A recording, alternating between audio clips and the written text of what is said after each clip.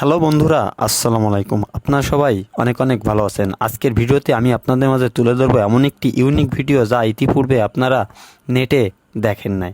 আজকে আমরা দেখাবো কিভাবে টানা তৈরি করতে হয়, এবং এই টানা তৈরি করার উপকরণ হচ্ছে চাউল এবং গুড়ের গাদ, এবং বেশ কিছু সময় জ্বালানোর পরে কিন্তু তৈরি হবে সুস্বাদু টানা। দক্ষিণ পশ্চিম অঞ্চলের মানুষ কিন্তু টানা হিসাবেই চিনে থাকেন। আপনাদের নিজ নিজ উপজেলা বা জেলায় কী নামে পরিচিত কমেন্ট করে জানাবেন। প্রথমে আমরা গাদগুলোকে বেশ কিছু সময় ধরে জ্বালিয়ে নিতে হবে, এবং যতক্ষণ সময় ফোট না আসে তত সময় কিন্তু জ্বালাতে হবে। এবং জ্বালানোর পরে আমাদের কিন্তু কলার পাতা এডিক রেডি, এবং এই কলার পাতাগুলোই আমরা ঢালবো সেই জাল করা গাদগুলো। এবং এই যে দেখুন, আমাদের গাদগুলো কিন্তু জাল করার শেষে চাউলগুলো মিশিয়ে, ভাজা চাউলগুলো মিশিয়ে কিন্তু রেডি হয়েছে। এখন কিন্তু আমরা কলার পাতায় কিন্তু ঢালা হচ্ছে, এবং এই খাবারটি কিন্তু খুবই সুস্বাদু এবং মিষ্টি জাতীয় এক ধরনের খাবার।